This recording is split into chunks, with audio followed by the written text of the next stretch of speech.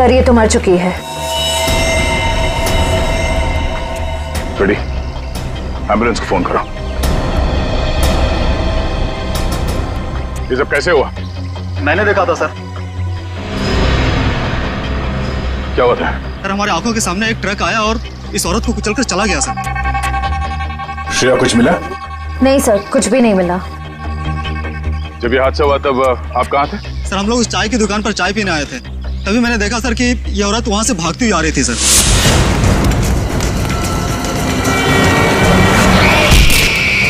Sir शायद ये speed में आते हुए ट्रक को देखकर डर गई होगी, इसे पता ही नहीं चला होगा कि क्या करे। पर उस ट्रक ड्राइवर को तो पता होना चाहिए था कि उसे क्या करना है। वो ब्रेक लगा सकता था, ट्रक को दूसरी ओर मोड़ सकता था, या फिर एक्सीडेंट के बाद पुलिस स्टेशन में जाके अपने आप को सरेंडर कर सकता था।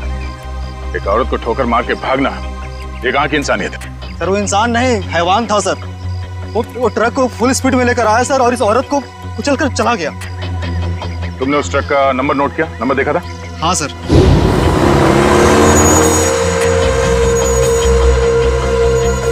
इस औरत के हाथ में कोई पर्स या बैग वगैरह था? नहीं सर। लेकिन सर इस औरत के हाथ में एक बच्चा था। क्या? इस औरत के हाथ में बच्चा था? हाँ सर, इस औरत के हाथ में एक बच्चा था और ये बच्चों को लेकर भाग रही थी। लेकिन सर जब एक्सीडेंट हुआ तो इसके हाथ में कोई बच्चा नहीं था। सर बच्चा था इसके हाथ में और एक मिनट, आप ठीक से याद करके बताओ, आपने क्या देखा था? सर मैं अपनी दुकान में था और इस औरत को देखा तो इसके हाथ में एक बच्चा था और ये बच्चे को लेकर भाग रही थी साहब। जिन्होंने इस औरत को बच्चे के साथ भागते हुए देखा, और इन साहब का कहना है कि इस औरत के हाथ में बच्चा था ही नहीं। पर अगर इस औरत के हाथ में वाकई में बच्चा था तो बच्चा कहाँ गया? कहीं ऐसा तो नहीं कि इस औरत ने बच्चे को कहीं छोड़ दिया? हो सकता है फ्रेडी, उस बच्चे को ढूंढना होगा।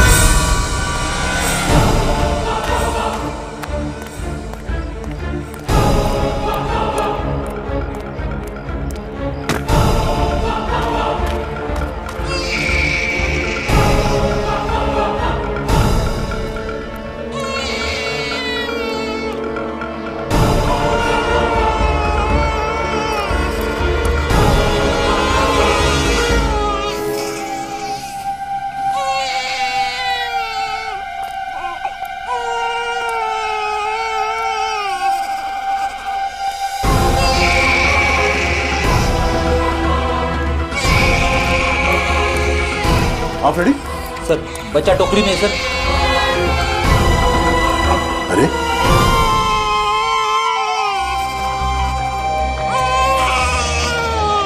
उस औरत ने बच्चे को यहाँ पे टोकरी में छोड़ दिया। लेकिन सर कोई अपने बच्चे को इस तरह टोकरी में छोड़ के क्यों जाएगा? हाँ साहब कहिए।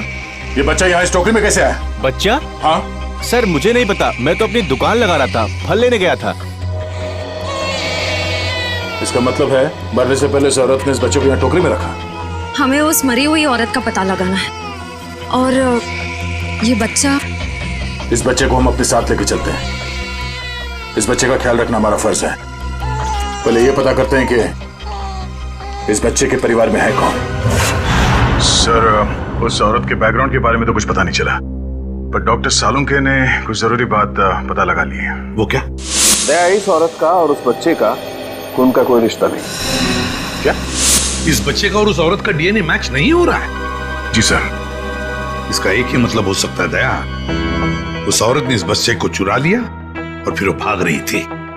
हो सकता है सर। काम करना पड़ेगा, मिसिंग पर्सन ब्यूरो से पता लगाना पड़ेगा कि क्या किसी ने बच्चा गायब होने की रिपोर्ट दर्ज करवाई है क्या। और डॉक्टर सालुंके का इस बच्चे की माँ के बारे में भी कुछ कहना है सर। क्या? इस औरत ने जो सैंडल पहने हुए थे, उस सैंडल के नीचे के हिस्से की तरफ हमें खून के कुछ अंश मिले। उस खून का डीएनए करने से पता चला कि उस खून का डीएनए और उस बच्चे के खून का डीएनए आपस में मैच होते हैं। और उस औरत की उम्र जिसका वो खून है लगभग 28 से 30 साल होनी चाहिए। खून के निशान? फिर जरूर इस बच्चे की माँ बुरी तरह से घायल हुई होगी। सर हो सकता है उस अनजान औरत ने ही हमला किया हो बच्चे की माँ पर और बच्चे को लेकर भाग गए। सर लगता है ये कोई बहुत बड़ी साजिश है। उस औरत का एक्सीडेंट नहीं बल्कि जानबूझ के खून किया गया है। सर हमने आरटीओ में भी पता किया, ट्रक का नंबर उनके रिकॉर्ड्स में भी नहीं है। ये देखो बॉस, अब कोई प्रॉब्लम नहीं है, अरे प्रॉब्लम तो तब होगा जब बॉस का फोन आएगा। उसको क्या जवाब दोगे? ये काम अधूरा छोड़ दिया।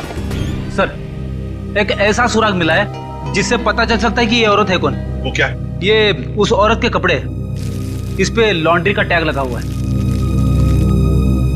बस सुबह इस टैग से पता लगाओ ये कौन सी लॉन्ड्री है, और इस लॉन्ड्री से हमें पता चलेगा कि ये औरत रहती कहाँ है। सर, तब तक मैं इस बच्चे को संभालूंगा सर, अपने घर पे। मैं इस बच्चे को अपने साथ रखना चाहता हूँ सर। सर, मैं भी आपकी मदद करूंगी।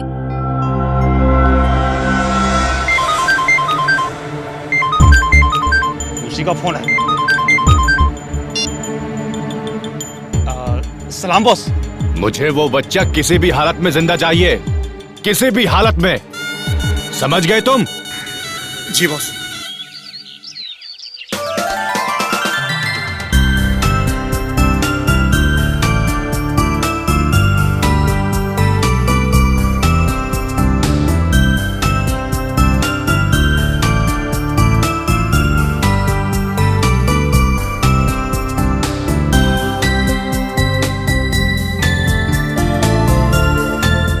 सर, आप शांत हो जाइए, मैं इसे संभालती हूँ।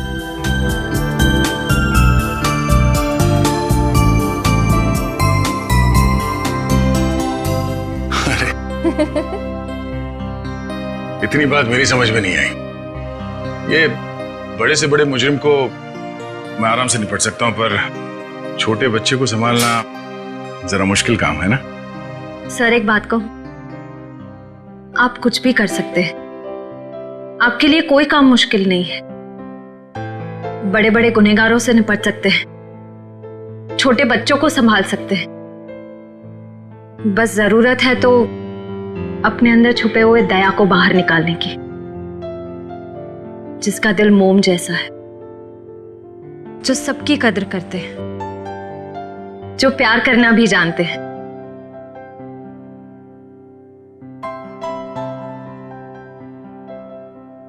I mean, जो सबकी इज्जत करना भी जानते हैं। अब चिंता करने की कोई जरूरत नहीं है सर, मैं आ गया हूं। अरे फिर तुम, क्या बात है? आओ। सर, हाँ?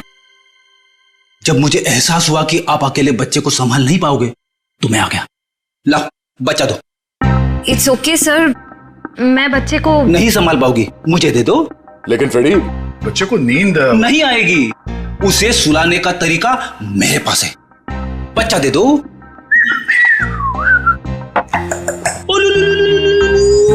अला ला ला ला।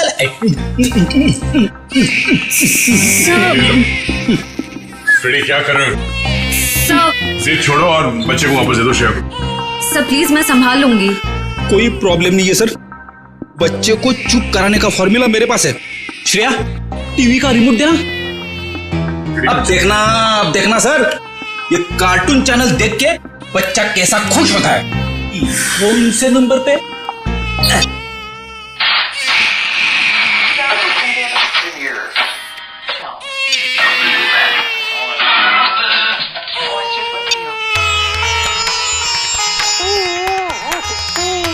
फिर एक मिनट, वो शास्त्रीय संगीत वाला चैनल फिर से लगाना।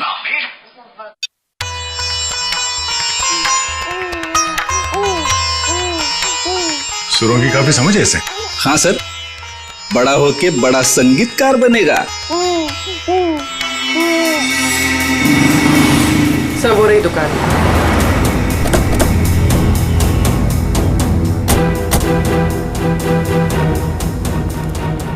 ये लो, कस्टमर के कपड़े हैं, पैक कर दो। हाँ सर, कहिए, कपड़े देने आए हैं या लेने आए हैं? अगर देने आए हैं तो 5 दिन के बाद ही मिलेंगे, और अगर लेने आए हैं तो मैं उम्मीद करता हूँ कि 5 दिन के बाद ही आए होंगे। सर, मैं बहुत ही ईमानदार व्यापारी हूँ और मैंने आज तक अपने किसी भी कस्टमर को कोई भी धोखा नहीं दिया है। हाँ, ये कपड़े आपकी लॉन्ड्री में धुले हैं ना? जी हाँ मैडम, ये हमारी लॉन्ड्री के ही हैं। आप यही जानना चाहते हैं कि ये कपड़े किसके हैं? समझदार लगते हो, बता। हाँ, 1 मिनट, रघु बुक दो। मिल गया सर। ये कपड़े किसी गोपी नाम की औरत के हैं। गोपी, एड्रेस भी लिखा होगा उसमें? नहीं सर, एड्रेस तो नहीं है, लेकिन फ़ोन नंबर है। दो।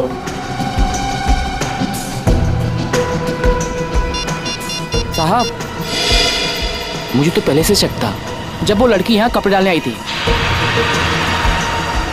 ऐसा क्या किया था उसने?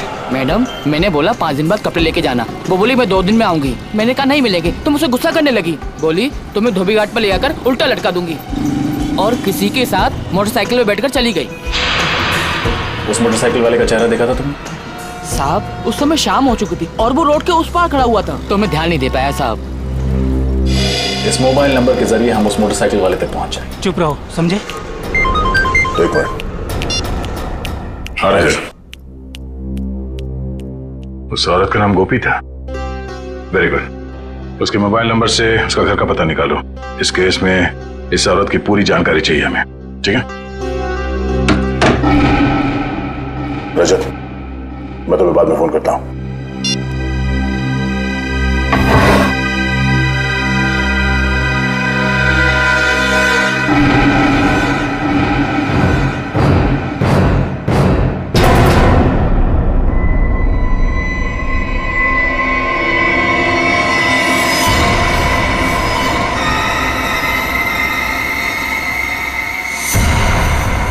दया, तुम फौरन अपनी बंदूक नीचे रख दो, वरना इस लड़की का भेजा बाहर कर देंगे। दया, तुमसे हमारी कोई दुश्मनी नहीं है, बस ये बच्चा हमारे हवाले कर दो और अपनी जान बचा लो। अपनी जान की परवाह करने वाले कायरों को हम सीआईडी में भर्ती नहीं किया करते।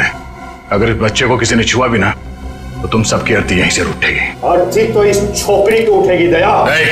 बस तुम कंधा देने के लिए तैयार रहो। बंदूक नीचे रखो, नीचे रखो बंदूक। सर, आप मेरी परवाह मत कीजिए, आप गोली चलाइए। चुप! दया, गन नीचे रख, नीचे रख गन दया, वरना इस छोकरी की खोपड़ी उड़ा दूंगा मैं। एक मिनट।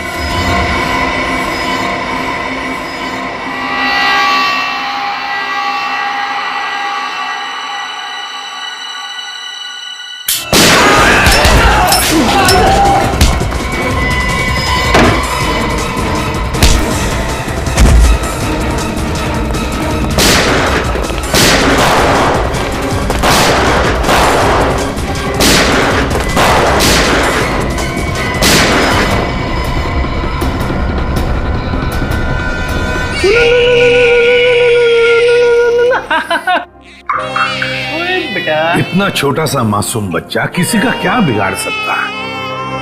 ये तो कोई राक्षस ही है जो ऐसे मासूम बच्चे पर हमला करने को देखता है। सर, उस गुंडे का क्रिमिनल रिकॉर्ड मिल गया। क्या नाम है उसका? उसका नाम शमी है और उस पे कॉन्ट्रैक्ट किलिंग और किडनैपिंग के 3 केसेस चल रहे हैं। कॉन्ट्रैक्ट किलिंग और किडनैपिंग? लेकिन ये सिर्फ कॉन्ट्रैक्ट किलिंग का केस नहीं है, ये कुछ और ही चक्कर है, कोई बड़ी साजिश है ये। सर, मोबाइल कंपनी ने गोपी का जो एड्रेस दिया था वो गलत है सर। गलत है? हाँ सर। मतलब सर, ये सब पहले से प्लान था?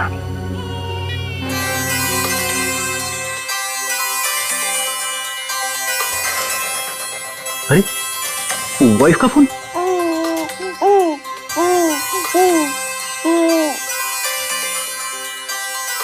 कैसी लगी ट्यून? अच्छी अच्छी अच्छी। सर, कल रात दया सर के घर पे टीवी पर जब शास्त्रीय संगीत आ रहा था, तब बच्चा अचानक से शांत हो गया और मुस्कुराने लगा।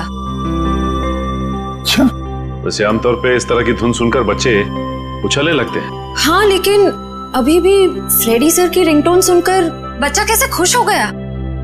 सर, हो सकता है कि जब से इस बच्चे का जन्म हुआ हो तब से ये शास्त्रीय संगीत सुनता आ रहा। हो सकता है इसके माता पिता में से कोई संगीतकार या गायक हो। कविनगर जाके पता लगाना पड़ेगा कि वहां पर कोई शास्त्रीय संगीत विद्यालय है क्या। ता थई तत थई ता थई तत थई ता थई तत थई तत थई ता थई तत थई ता थई तत। एक मिनट,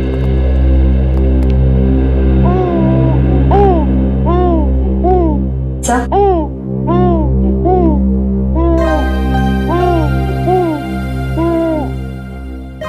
लगता है सही जगह पे हैं। नमस्ते। नमस्ते।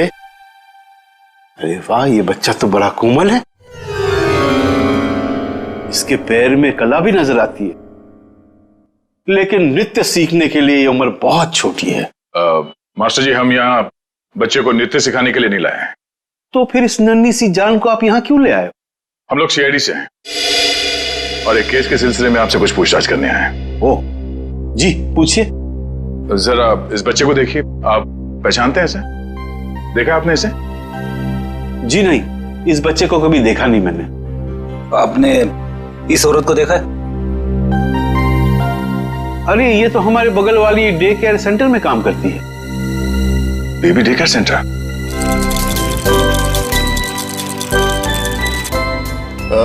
एक्सक्यूज मी, आप इस औरत को पहचानती हैं? ये तो गोपी है, हमारे यहाँ आया का काम करती है। लेकिन हुआ क्या है इसे? कल एक ट्रक एक्सीडेंट में उसकी मौत हो गई है। आप इस बच्चे के बारे में क्या बता सकती हैं? इसका नाम बॉबी है और इसकी माँ का नाम जूही है। ये एलएसटी सोसाइटी में रहती है। LST society?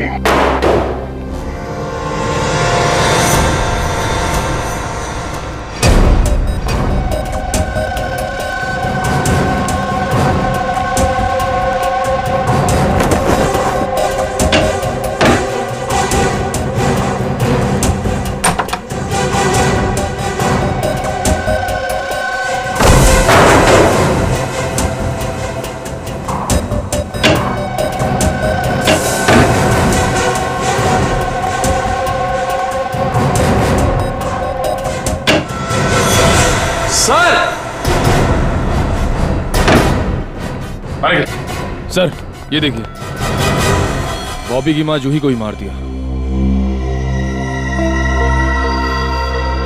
ये देखो, गोली गले और पेट पे मारी गई है।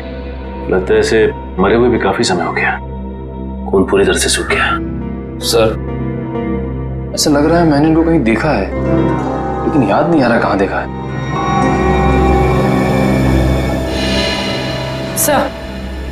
सर वो देखिए।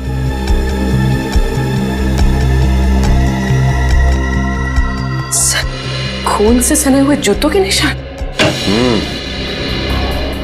ये देखो पूर्वी, ये चप्पल के निशान तो बिल्कुल वैसे ही हैं जैसी चप्पल गोपी ने पहनी हुई थी। इस औरत ने जो सैंडल पहने हुए थे, उस सैंडल के नीचे के हिस्से की तरफ हमें खून के कुछ अंश मिले और वहां से भी हमें सूखा हुआ खून मिला था।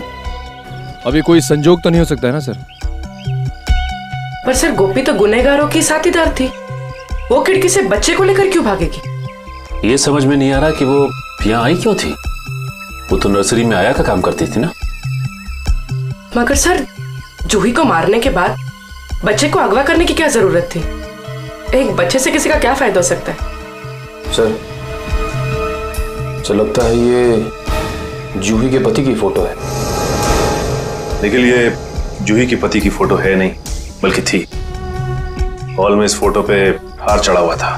एक काम करो, इस कमरे को अच्छी तरह से छान मारो, देखो क्या मिलता है। सर,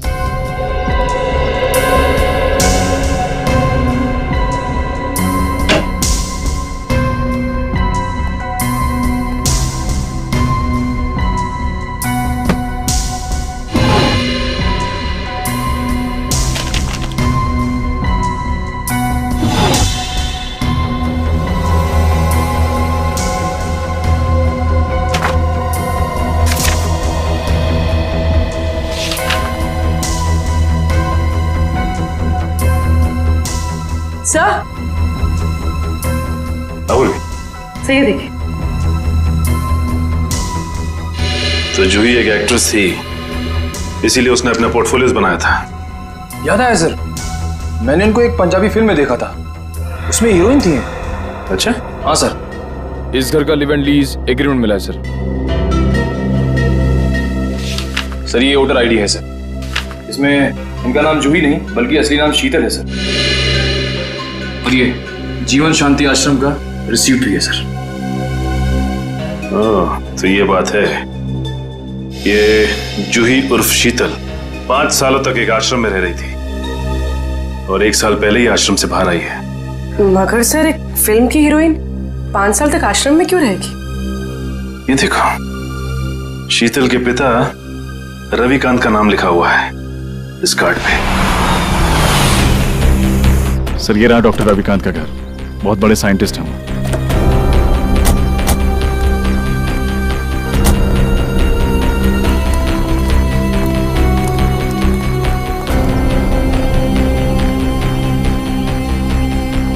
सर, ये घर तो लगता है काफी टाइम से बंद पड़ा है। हाँ रजत, ये देखो कितने दिनों के अखबार पड़े हैं यहाँ पर, ये सारे खत पड़े हैं। काम करो, इन दोनों घर के अंदर जाके अच्छी तरह से तलाशी देखता हूँ ये चिट्ठियां क्या है।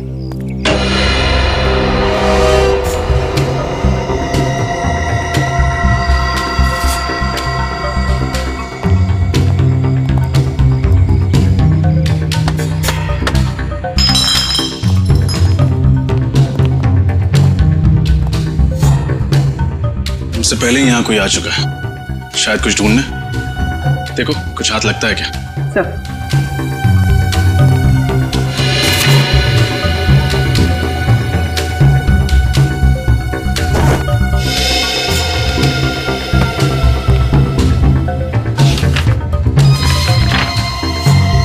Legal notice? अरे सुनिए सुनिए, देखिए मैं सीआईडी से हूं।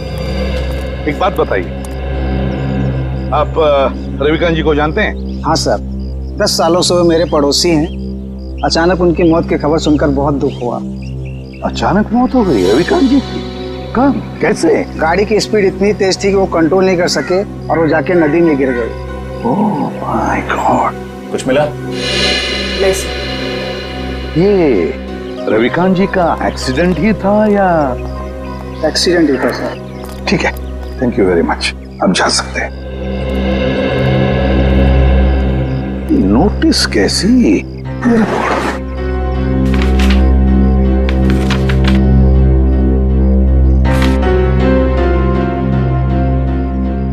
माय गॉड, जो रविकांत जी के घर की नीलामी की नोटिस है। सर, इतनी जल्दी ही नोटिस?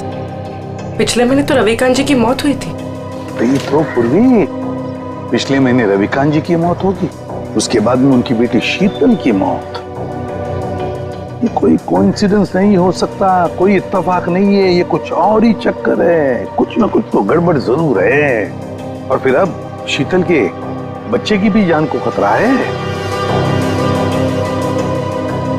इस रविकांत जी के एडवोकेट से मिलना पड़ेगा, वकील से मिलना पड़ेगा, पता लगाना पड़ेगा इस घर के नीलामी का राज क्या है। ओ, रविकांत जी की प्रॉपर्टी की नीलामी की नोटिस? ये तो मैंने बनवाई है, लेकिन आपको कहां से मिली? उनके घर से। एक और बात, उनकी बेटी शीतल का किसी ने खून कर दिया। शीतल का खून? लेकिन ये किसने किया? उन्हीं का पता लगाने ही तो हम आपके पास आए हैं। मैं कुछ समझा नहीं। रविकांत जी और शीतल के बाद इस मकान पर हक किसका बनता है? शीतल जी के बेटे बॉबी का।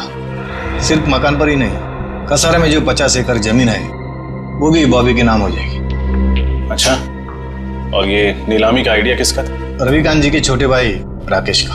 राकेश? इस राकेश के बारे में और कुछ जानते हैं? जी हाँ, दरअसल उनके परिवार को मैं पिछले 15 साल से जानता हूँ। उनके सारे लीगल मैटर्स मैं ही देखता हूँ। रविकांत और राकेश के पिताजी की जब मृत्यु हुई तो उनके प्रॉपर्टी का सबसे बड़ा हिस्सा रविकांत को मिला और सिर्फ 15% राकेश को। ऐसा क्यों किया उनके पिता? क्योंकि राकेश के तौर तरीके और आलसीपन की वजह से उनके पिताजी काफी नाराज थे और उनको राकेश पर भरोसा नहीं था। तो इस बात से तो राकेश जी को बहुत गुस्सा आया होगा। जी हाँ, बहुत। इतना ही नहीं, उसने अपने भाई के साथ सारे रिश्ते नाते तोड़ दिए थे। फिर अचानक दिवाली के दिन आकर गले मिले और सारे गिले शिकवे दूर हो गए। हो सकता है ये राकेश की चाल हो, रविकांत जी का भरोसा जीतकर उनकी पीठ पर वार करने की।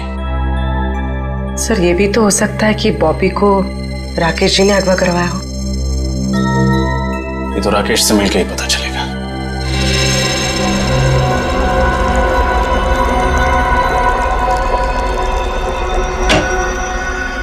Excuse me. जी कहिए। हम लोग सीआईडी से हैं।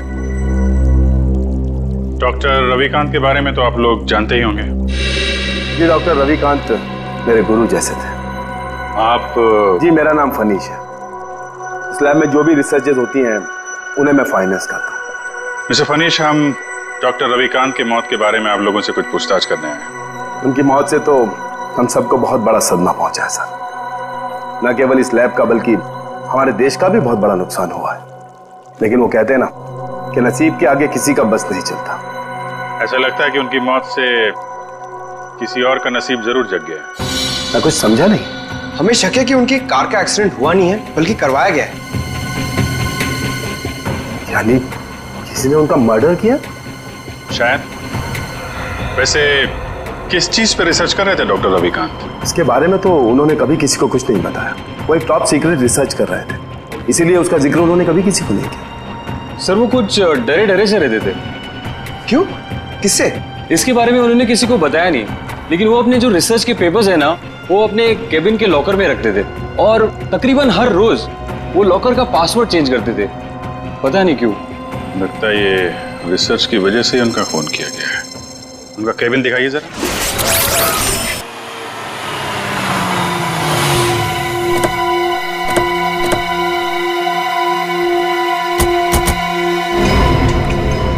गाड़ी तो यहीं खड़ी है। राकेश घर में ही होगा। हाँ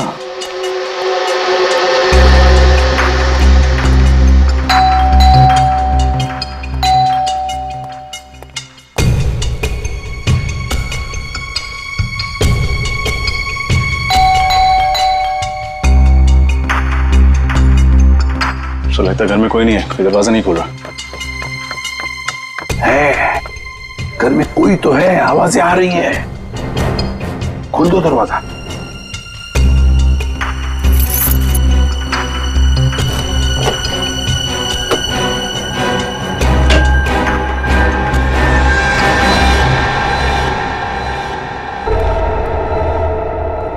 संभल के। 3 खून किए उसने।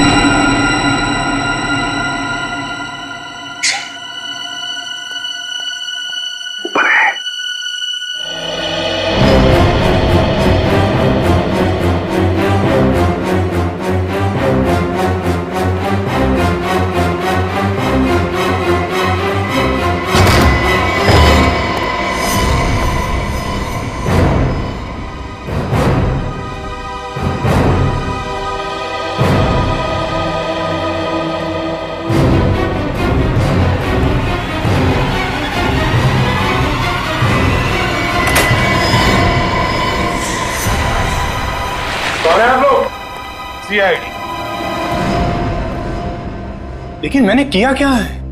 किया क्या है? हैं? किया क्या है?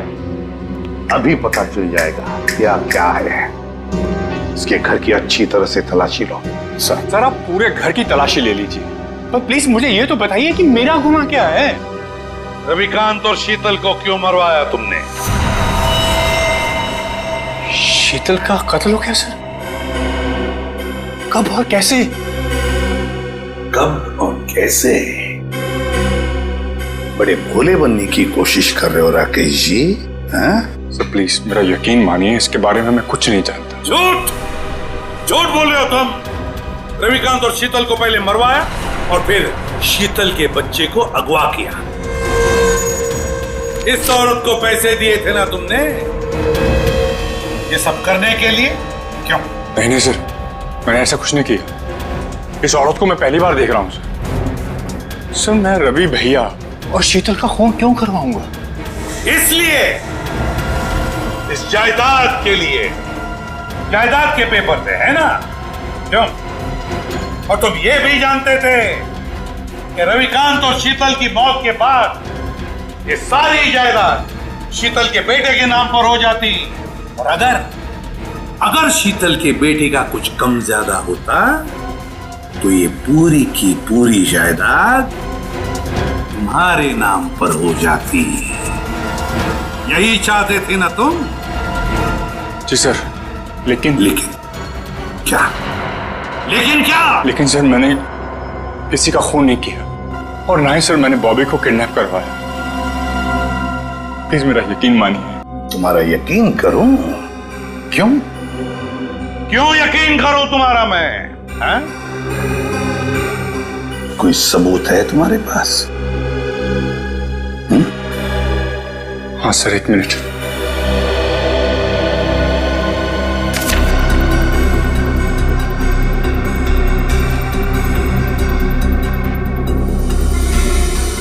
रविकांत चैरिटी फाउंडेशन, 50 लाख रुपए। जी सर, जायदाद में जितना भी मेरा हिस्सा था उस सबको बेचकर सारे रुपए में रवि भैया की चैरिटी में डालने वाला था। सर भगवान का दिया हुआ मेरे पास सब कुछ है, पैसों के लिए मैं अपने भैया का खून क्यों कर रहा हूं? सर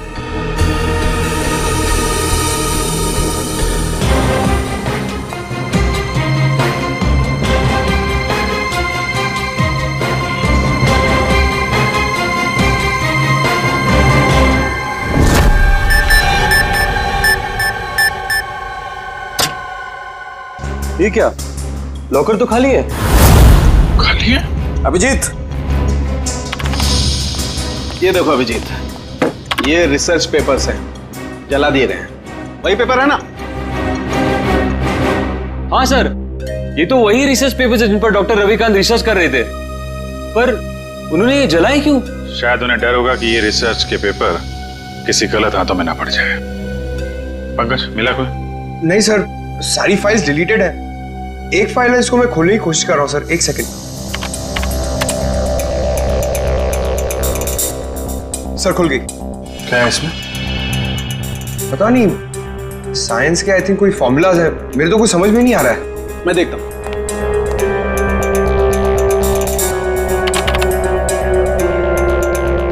ओह, नहीं अभिजीत, ये कोई साइंस का फार्मूला नहीं है, ये एक वायरस की टेस्टिंग रिपोर्ट है। क्या मतलब सर? मतलब ये कि जैसे जहर का काट जहर होता है, वैसे ही किसी भी बीमारी का इलाज उसके वायरस के द्वारा ही किया जाता है। और इस वायरस का टेस्ट किसी इंसान पर कर रहे थे डॉक्टर रविकांत। और कौन सा वायरस है ये बेलकोप नाम का वायरस है। बहुत रेयर किस्म का वायरस है, ज्यादा सुना नहीं है इसके बारे में।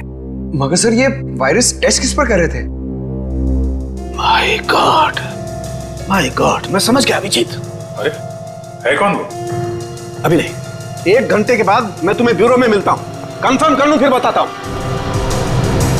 सचिन, पता चला डॉक्टर रविकांत लैब में क्या बना रहा था? नहीं सर, अब तक तो कुछ नहीं पता चला। सालू के साहब कह के गए हैं कि 1 घंटे में वापस आता हूं फिर। बस पता चल गया, मैंने गुत्थी सुलझा ली। यार तुम्हें बताना सालू के। बॉस, उस रिसर्च लैब में हमने जिस पेशेंट की रिपोर्ट देखी थी उसमें पोलकोप नाम का वायरस था। ये कौन सा वायरस है? वही तो पता लगाना है, लेकिन एक टेंशन है बॉस। किस बात की टेंशन? बॉस, मैंने जब पता लगाया तो पता लगा कि पोलकोप नाम का वायरस तो है ही नहीं। अरे तो फिर सालू के साहब, उस मरीज के शरीर में ये वायरस आया कहां से? वही तो बॉस, मैंने जब उस बच्चे का ब्लड टेस्ट किया दोबारा से तो पता ये चला कि उसे हिस्लेक्सिया नाम की बीमारी है, सांस लेने की बीमारी, जिसका कहीं कोई इलाज नहीं है। लेकिन जब मैंने बच्चे का ब्लड टेस्ट किया तो पता ये चला कि हिस्लेक्सिया का असर उसके शरीर में, उसके खून में धीरे धीरे कम हो रहा है। वो कैसे? वही तो प्रॉब्लम है बॉस। जब मैंने बच्चे का ब्लड टेस्ट दोबारा से किया तो पता लगा कि उसके शरीर में अलग अलग किस्म के वायरस हैं, जिसकी वजह से हिस्लेक्सिया का असर उसके खून में धीरे धीरे कम हो रहा है। और इन्हीं वायरस में से पोलकोप वायरस भी है। मतलब वो टेस्ट रिपोर्ट बच्चे की थी? हाँ बिल्कुल। मतलब ये जो कुछ भी हुआ है इस पुल्को वायरस की वजह से ही हुआ है। कोई तो है जो इस पुल्को वायरस पर कब्जा करना चाहता है। हाँ सर, डॉक्टर रविकांत ने वायरस के सारे सैंपल और रिसर्च के सारे मटेरियल तबाह कर दिया, बर्बाद कर दिया सर। अब ये वायरस सिर्फ बच्चे के अंदर है। मतलब सचिन, बच्चे की जान को खतरा है।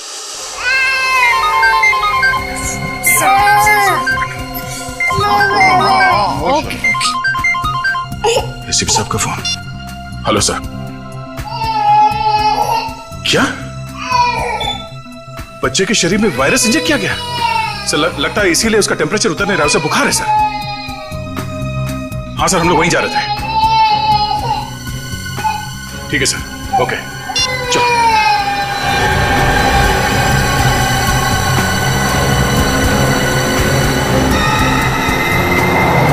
चलो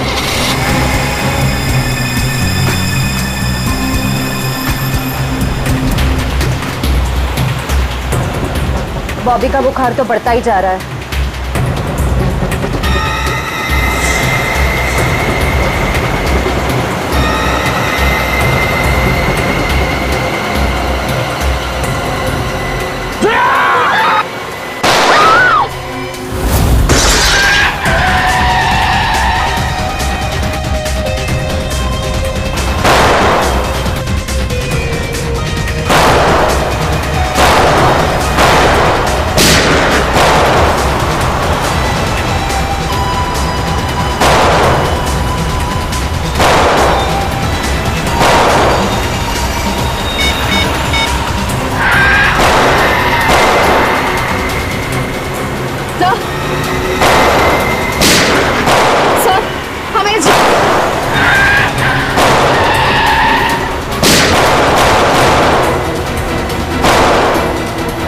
क्या तुम ठीक हो?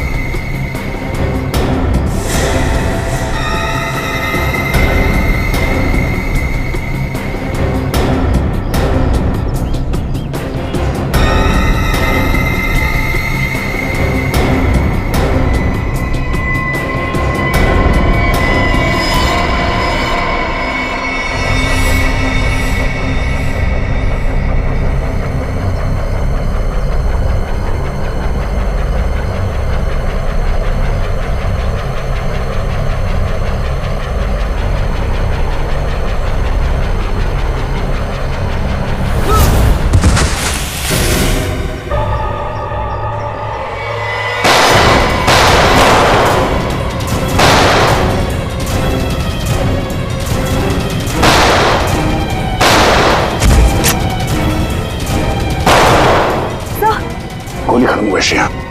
रख गया, तेरा खेल खत्म हो गया। चल कर नीचे रख। ए लड़की को दे, मेरे को दे, बच्चा मेरे को दे।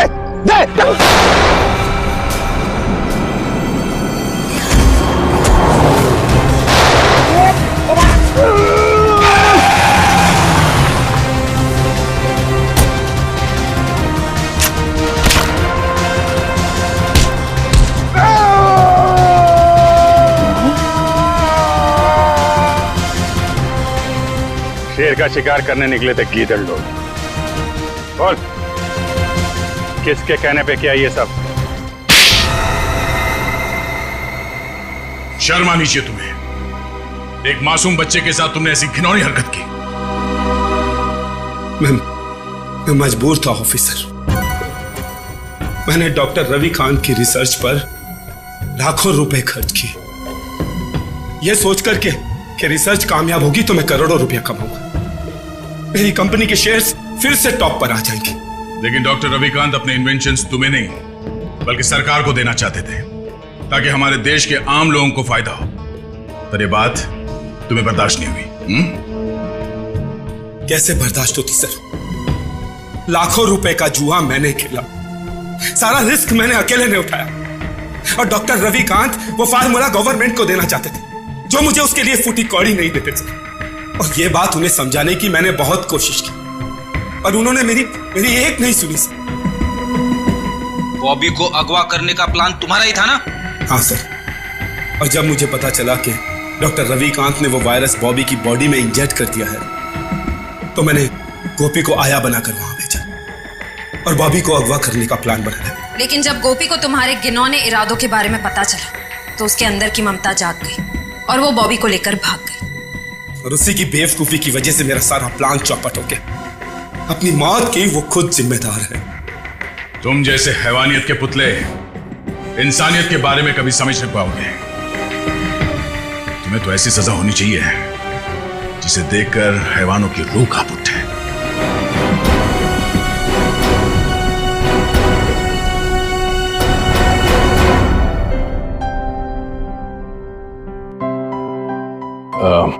सर, हमें इस बच्चे के भविष्य के लिए कुछ करना चाहिए।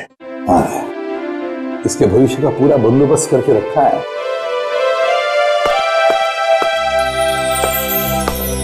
सर जी, सर जी, आज के बाद बॉबी को मैं संभालूंगा।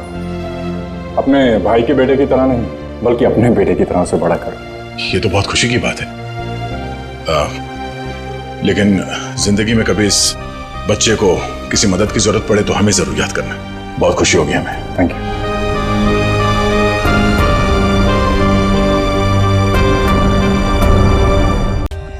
For more updates, subscribe to our channel, click the show links and enjoy watching the videos.